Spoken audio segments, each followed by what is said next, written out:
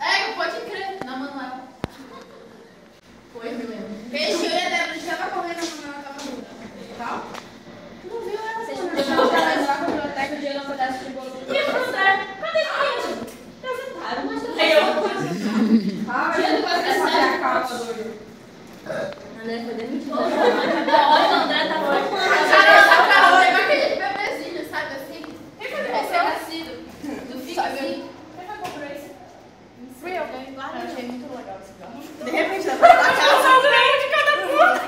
Me foda, cara. É, amor, é seu. Olha ali o balão também. Pode. Balão também. Leva o balão também. É. Não chora, leva até a tua casa.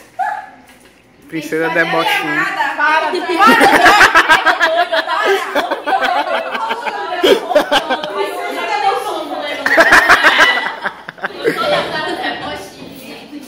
Luana, quero te ver com a blusa, Luana. De repente. É que eu não tomo as contas. Venha com ela, com o batom que eu te dei na boca. Vem bem, Luana. Oi, beijo, seu professor. Ah, tá, sim. Agora eu vou. A gente pode cuidar pra não. Ei, bota aqui na vasilha, olha. Bota aqui na vasilha. Não. É pra ela ficar com a pessoa. Bora. Carol, não pisa na coroa, cara. Porra, cara, foi cara essa coroa. Gente, não façam isso. A Débora ficou sem exato no texto, tem noção. Na semana. Vai levar, cadê o meu? Vocês querem voltar aí? Fazer uma coisa nojenta, desculpa. Faz aqui. Você que tinha vomitado. Foda.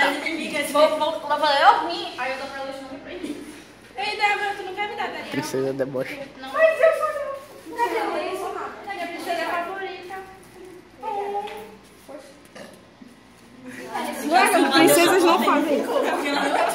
Gente, eu acho que arroz. Mata a roda já. É, mas pelo menos de vocês aí sonham o meu. Tô uma hora com a boca aberta. Tem que ver quando eu e minhas amigas a gente disputar a roupa. Mana, me Tu ganha, né, mano? Eu senti meu cabelo indo pra trás daquela. Eu queria dizer pra vocês que essa foi a surpresa de uma graduação, tá? Não é o ensino médio. Gente, é o ensino fundamental, uma disputa de arroz. Na triste.